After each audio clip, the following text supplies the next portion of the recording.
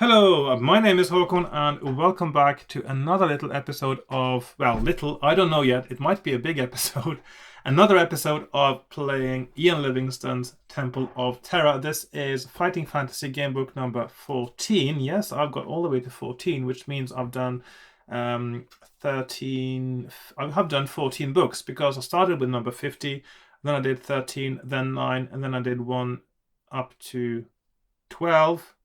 And now I'm doing 14. So yes, I'm getting there eventually. I'm through quite a few of them now, but there's still a lot to go. The next few years are going to be very exciting for you if you like watching these videos, as I will keep playing these books, and I will go through all of them, of course. So without too much further ado, some ado, actually, a little bit of ado today. Last time was a very short episode. It starts out with, of course, you get tasked to stop an evil wizard called Mulbordus from getting the five ancient or dragons from the Temple of Terror, from the desert. Excuse me. And Nostromo tasks you to do this, and you have to travel south to the desert, to the Desert of Skulls. That's its name. Yes, Desert of Skulls. And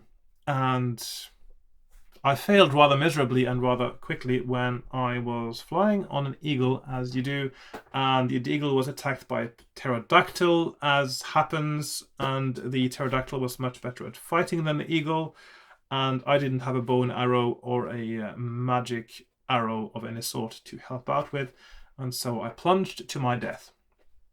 These things happen.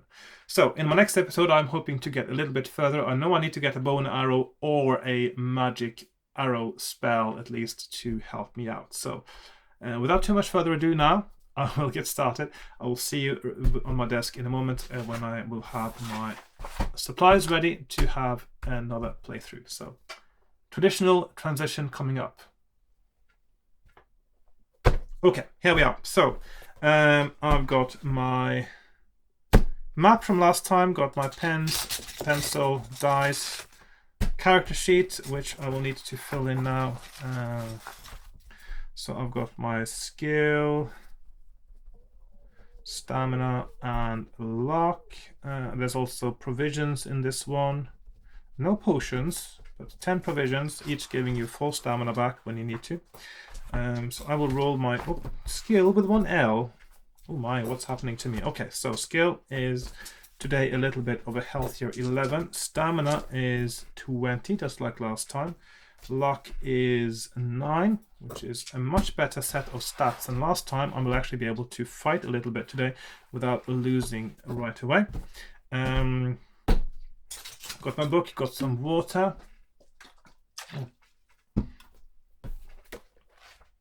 Let's just get started. Perhaps it was because he was born during a full moon, with wolves howling around his mother's forest hut, that Mulbordus's nature was evil. Perhaps it was something more sinister than that. But it is certain that after his mother abandoned him, Mulbordus grew up in Darkwood Forest in the care of dark-side elves. He was taught the elves' wicked ways and also discovered powers of his own. He could make plants wither and die simply by snapping his fingers.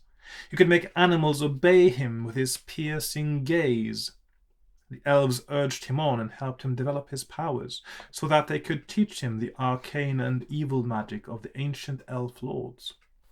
Magic so vile and powerful that it kills unworthy users.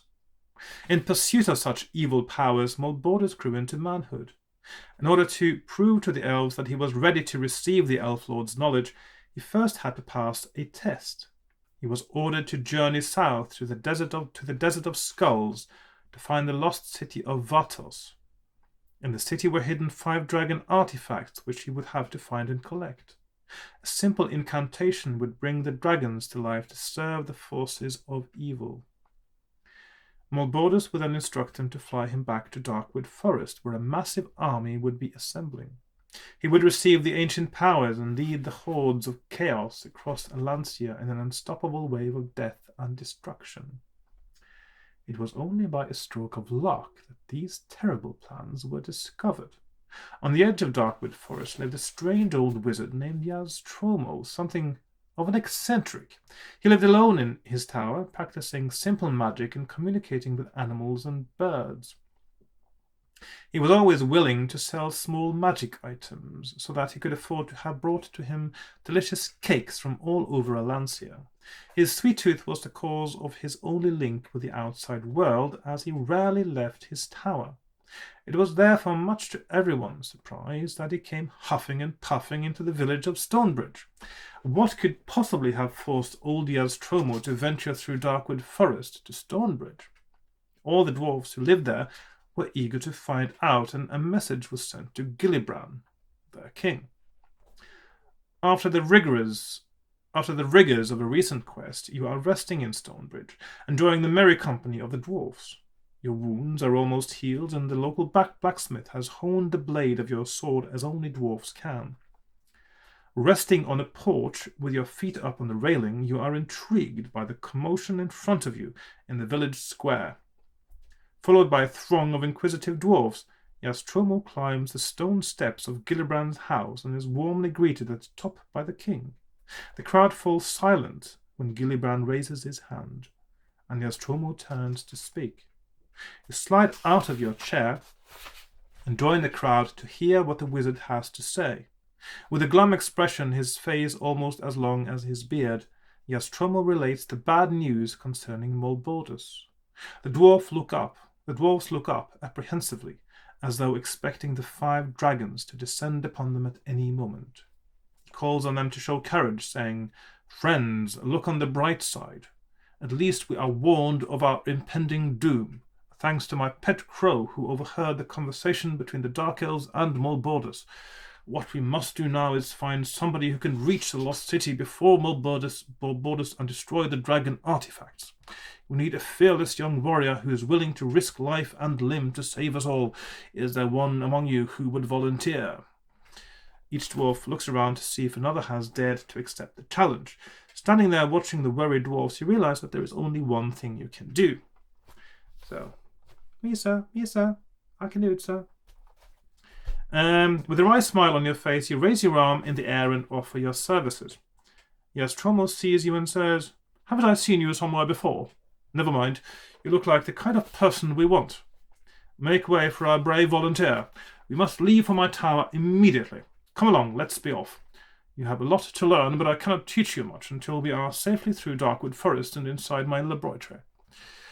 You hardly have time to cram your belongings into your backpack before the impatient wizard leads you out of Stonebridge towards his tower on the southern edge of Darkwood Forest. Now turn over. Right, I'm not going to do the voices. It's too much work.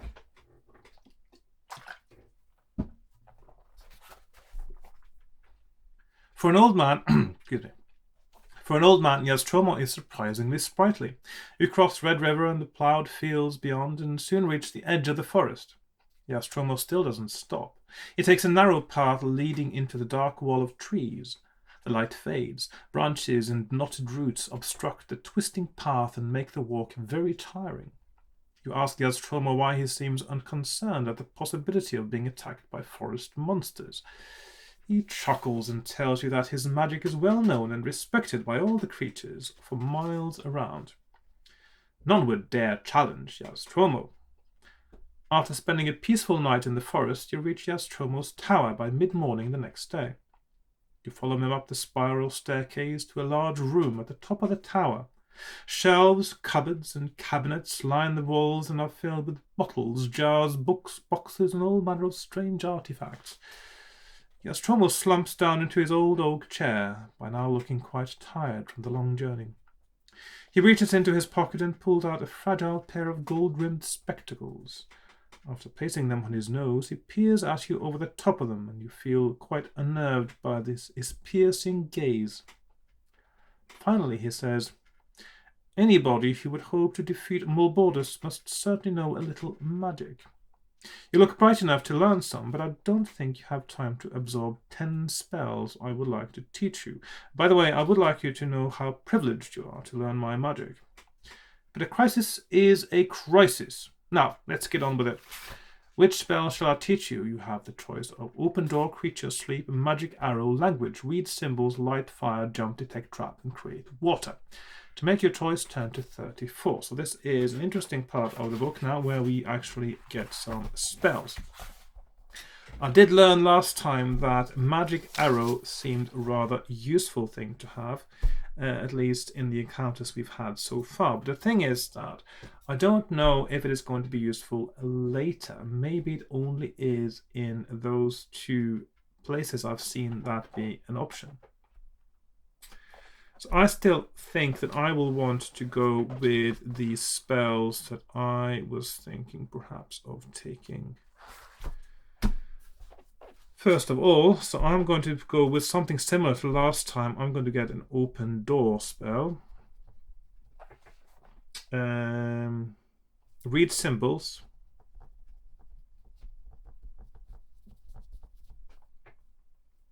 Fire. I'm just going to go with the same ones. I'm not sure about Create Water though. It sounds like Create Water. Oh, I'll go with Create Water as well. Because if you end up wandering in the deserts, that will save your life. Now, if you go to, and of course now we have each of these paragraphs will tell you a little bit about each spell. And I know that Open Door uses 2 stamina points to use. Fire uses 1 or 2 depending on how strong the fire. Read Symbols uses 1. And Create Water is actually free to use. So they all use stamina points, which is quite interesting. But it makes sense, I think, to also have stamina double as a kind of magic score or mana, I think, in the fighting fantasy setting like this.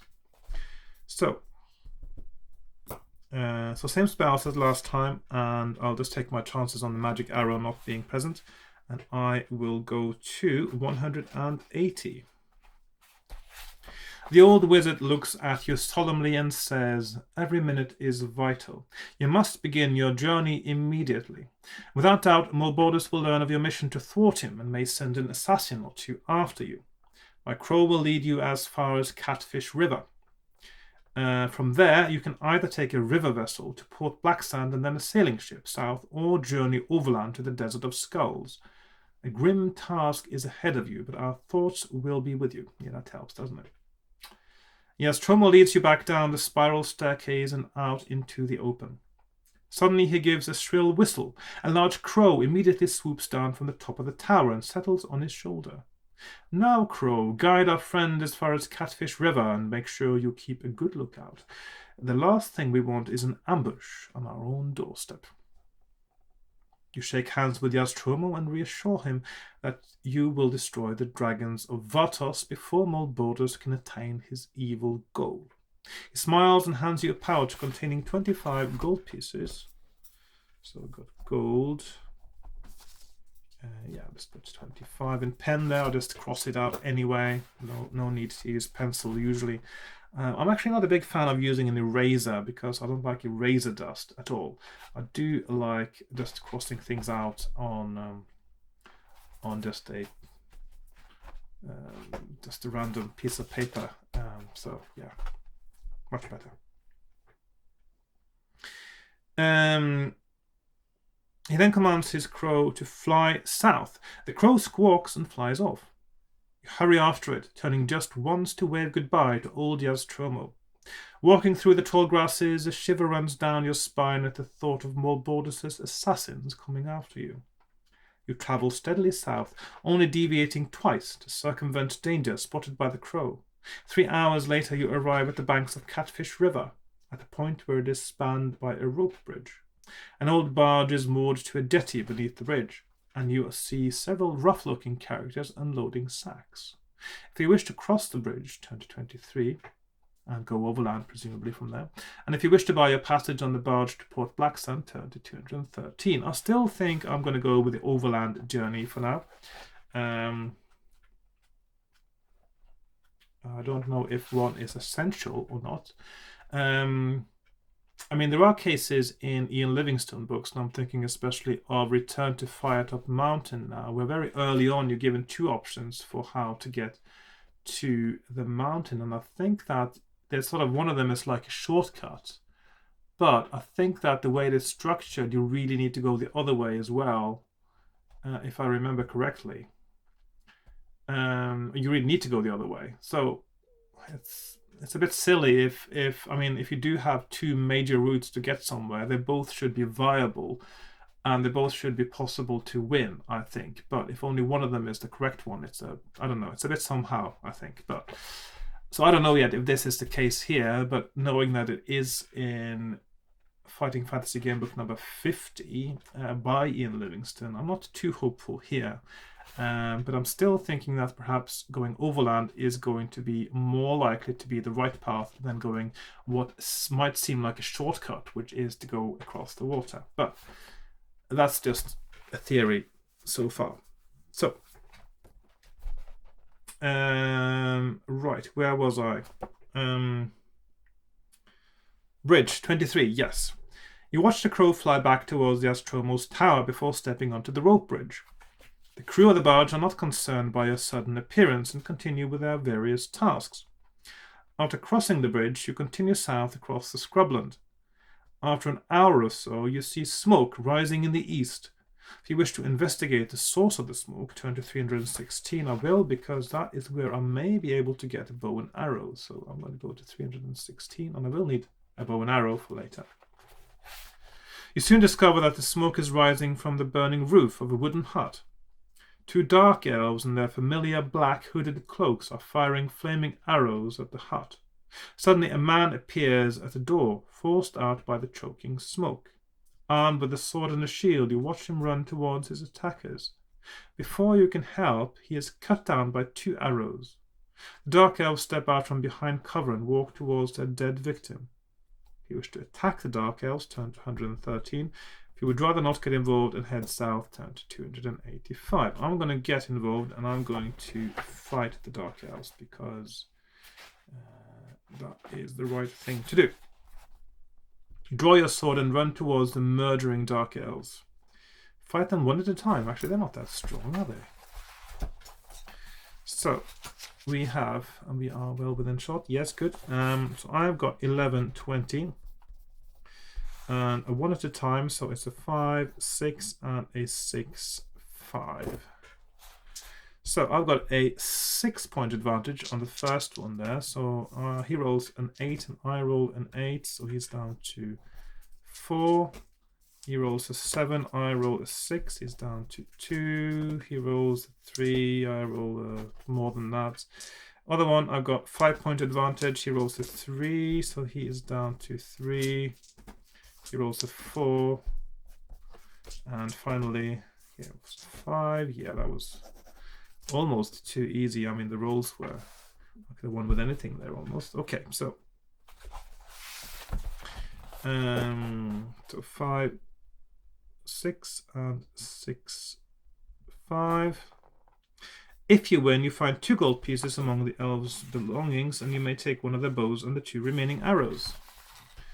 Okay, so I've got 27 gold. Ian Livingstone likes his gold.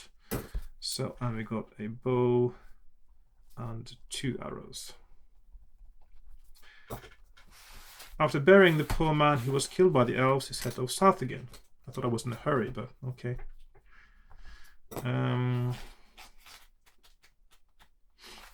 Also, shouldn't I bury the elves as well? I mean, when you think about it.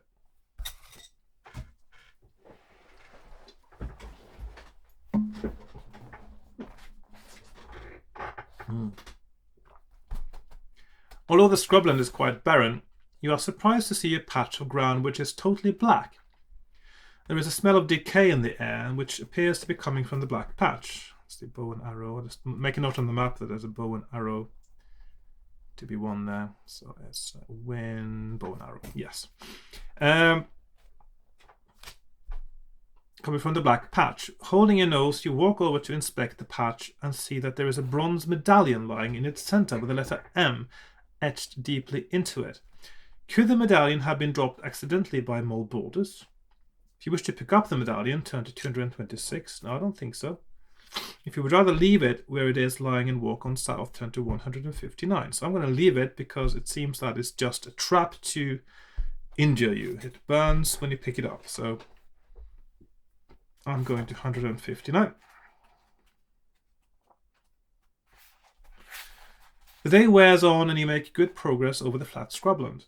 When it is finally too dark to walk any further, you find shelter in a cluster of boulders. Roll 1 die. I rolled a 2. If you roll a 1, turn to 398. If you roll any other number, turn to 15. So I'm turning to 15. I'm sure that 1 means you get disturbed by something interesting in the night. Let's have a look at what that is, because that's a random thing, so it's never a choice anyway. Let's see what it is. Oh, it's a cave troll.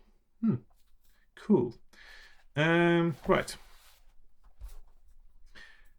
The night passes without incident, and you wake at dawn feeling refreshed. Add 2 stamina points. Of course, I can't do that. I haven't lost any. You sling your backpack onto your shoulders and set off again. Turn to 305.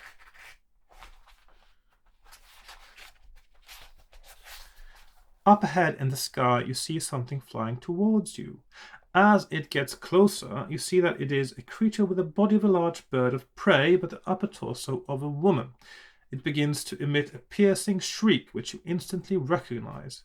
You frantically plug your ears with cloth that you rip from your shirt so as not to hear the mesmerizing call of the dreaded harpy. If you can and wish to cast a magic arrow spell, turn to 184, although this is not an essential place to use it. Otherwise, you must fight the harpy with your sword. I think the idea is that Ian Livingston wants you to use your magic arrow here, so that when you actually get to the next encounter where you need it, really need it, you will not have it anymore. So I'm going to fight the harpy. The vicious harpy swoops down to attack you with its razor-sharp talons. I've got a skill of 8 and a stamina of 5. So I'm at 1120 still, and I've got 8-5 as I'm fighting, and I've got a skill advantage of 3 now. So harpy rolls 6, I roll 3, so that is a draw. 9 and 8, so that is harpy down by 2 points. Harpy rolls 6, I roll 8, harpy has 1 hit point left. And finally, perhaps harpy rolls 7 and I roll 9. Harpy is dead. Right. I do apologize actually for anyone who thinks I'm rushing the combats a lot, but for me the combats are not the most exciting thing of a game book. It's the choices, it's the puzzles, it's finding the right path, and sometimes the monster encounters are a bit sort of anticlimactic anyway. It's just an obstacle that needs to be passed through that is sometimes decided a little bit by chance by your abilities. So for me, that is not the most exciting part of a game book at all. But they do, of course, add a random element to that. And sometimes you have memorable battles, especially when you have the odds against you and you still manage to win, which is quite exciting, actually. But generally speaking, it's just sort of, I just want to get it over with so I can get on with the book. Anyway. If you win, set off south again, keeping a watchful eye out for other hostile creatures. Turn to 86. As you walk along, a leather pouch suddenly drops out of the sky onto the ground in front of you. You open the pouch and find a note inside, written by Astromo. It says, "Friend, I have learned of bad news. Mulbordus is already ahead of you, but look up, for help is at hand to enable you to catch up." Obeying his instruction, you look up and at first think another harpy is above you. Nope. But then you see that it is a giant eagle gliding through the air. The eagle circles above you and then lands with effortless ease close by. Pleased that old Yastromo is concerned for your life, you climb onto the back of the eagle. Well, maybe not concerned for my life. I think it's more concerned for the lives of himself and for everyone else. Because if you fail your mission, then of course evil will prevail, the usual thing. Evil will win over good. The whole world as we know it will be vanquished by evil, etc., etc. All that nonsense. So he's just trying to save the world. He doesn't really care about you personally. At least he wouldn't admit to it. You're soon riding through the air, traveling quickly towards the desert of skulls. However, your good fortune is quickly brought to an end when you hear an ominous screeching above you. Like a giant diving gannet, a hideous pterodactyl swoops down to attack the eagle. If you're carrying a bow and arrow, turn to 132. I am. If you can and wish to cast a magic arrow spell, turn to 36. But I'm going to 132 now, and hopefully this will make a difference to the battle. The diving pterodactyl is a difficult target to hit, and you aim carefully before releasing the arrow. Roll 2 dice and add 3 to the total. If the total is the same or less than your skill, turn to 104. Okay, so this is first time I've seen this, actually, or if I recall correctly, a skill test with a difficulty factor. This should be used more often, I think, in fighting fantasy. So test skill -3. And these are the possibilities. Is 104 or 254. So fail, succeed. It still sounds like it would be a safer bet to use a magic arrow here, actually. Right, so I'm rolling against 8. I have to roll 8 or better. 6. Okay, so that is a success. And I roll 100, go to 104. The arrow hits its large target, but does not kill the pterodactyl. It squawks and turns away, but then dives down to attack again. If you wish to fire another arrow at the giant reptile, turn to 199. If you would rather let the flying giants fight it out, turn to 311. So we got a second arrow, or let them fight. So now, of course, the odds will swing a little bit in the the eagle's favor, I hope, by injuring the pterodactyl before the fight starts. Still, this is a bit risky, actually. So next time I will bring a magic arrow. So 199. Arrow 2. Or just let them fight. So I'm going to try another arrow. I suppose there may be a chance I'll need an arrow for something else, but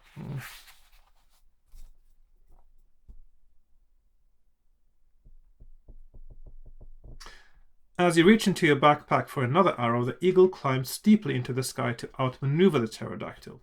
You grab its feathers to stop yourself from falling off its back, and in so doing drop your bow.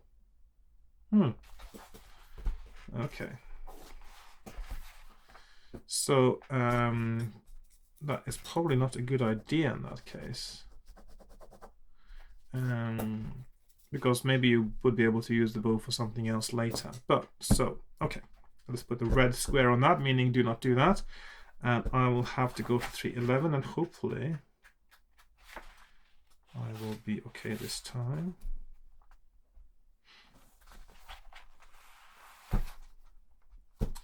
You draw your sword and try to help the eagle in its desperate fight. Now the pterodactyl had... Actually, it's gone down in... That doesn't make any sense, does it? Oh, yeah. The pterodactyl has gone down in skill rather than stamina, which is, I suppose, an interesting way of doing it. Which means the odds are even more in our favor now than they were before. But it is still... They're still against us, the odds. So, because now we have an eagle 6-11 fighting. I'm doing this in the wrong order now. Pterodactyl 7-9 fighting an eagle that is 6-11. So there's still the odds a little bit against us. But let's see if we can make it this time. At least there's only 1 skill point advantage, not 2, which can make a big difference. So pterodactyl rolls 2, good start, good start. Eagle rolls 9, so pterodactyl down to 7. Pterodactyl 10, eagle 5. Let's just call it Terry. Call it pterodactyl Terry. Terry rolls an 8, eagle rolls 5. Terry rolls 8, Eagle rolls 6. That isn't looking very good, is it? Terry rolls a 3, Eagle rolls a 3. Terry rolls a 2, Eagle rolls a 3, and a draw. 8, 8. Eagle has 1 hit point left. 8, 5, and Eagle is dead. Which means Pterodactyl wins. The body of the eagle shudders as it receives its death blow. You drop out of the sky like a stone and land fatally on the ground below. Your adventure is over. This has happened twice now. I'm going to do something slightly unusual now. I'm going to do back to my save game. I'm going to do one thing differently. I'm going to pick a different spell and use a magic arrow. So instead of doing the same thing over and over again, I'm going to remove one of my spells. I'm going to remove Open Door and get Magic Arrow instead. And see what that is like. And also just realized I said that if you use the Magic Arrow on the first battle, then of course you would not have it for the second battle. That is of course just nonsense, because you can use it as many times as you have stamina. So yeah, that wasn't intentional. I just forgot how the magic system works now because I haven't actually used it properly yet. Yes, Trauma explains that his magic arrow spell would cause a small shimmering dart to be fired from your fingertip with deadly accuracy at any target. It tells you the incantation necessary to cast the spell and says that it will not drain your energy too much. Only 2 stamina points are lost each time you use it. So, okay. And now return to the point where we are asked if we want to use a magic arrow in the battle between the pterodactyl and the eagle. So we go to 86, and then from there on to 36. That is the magic arrow one, and let's see how that goes. And again, you only get... that's a bit of a bummer. This looks like a really bad idea, actually. Because the magic arrow only does a little bit of damage. You get 2 stamina points down. And again, you only go to, just like with the arrow, you go to 311, and you have the same battle with the odds against you. So with less than 50% chance of, so basically the overland journey now, you have a less than 50% chance of surviving, even without taking into consideration any of the other battles or anything else that happens. That is quite rubbish. So I'm seeming to get to the point where it's clear maybe the voyage over sea is by far the safest. Anyway, I'll try this battle again now. So 7-9 versus 6-11. Terry rolls an 8. Eagle rolls an 8. Terry rolls a 4. Eagle rolls an 8. Terry rolls 8. Eagle rolls 7.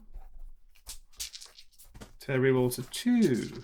Eagle rolls a 3. Just like last time. 6 and 5, 9 and 8, 8 and 11. Finally, so that's better than last time. 8 and 6, and finally 7 versus 4. And the eagle is dead and plunges to the ground with me on top of it again. This does not seem to be my day. Okay, so 6, 11, 7, 9, and let's see, the results are the same. Okay, so I think that is telling me I've done it twice now. Okay, so I think I will leave it for now. Another short episode. I'm sorry to say, I don't like making these short episodes. It doesn't feel right to do a short episode. So But I think the dice are not with me today, so I think I'll just maybe I'll have to find some new dice. Maybe I've worn them out now. They need to be recharged probably. So I'm going to leave it for now, and next time I will take the ocean journey and see if that is going to be a little bit easier for me. So thank you very much for watching. Please like, share, subscribe, join me on Patreon, all those things. If you want to leave a comment, if you have any comments. I'm sorry that it's such a short playthrough this time, but my third, or technically my fourth time. Yeah, I mean, when you do the same, go into the same, make the same mistake 3 times, I think that is definitely my fault, not the game's fault. So I'm not going to do that again. So next time I will do the this book is definitely telling me to go by water, so I will do that next time. And thanks for watching, and goodbye for now. Bye bye.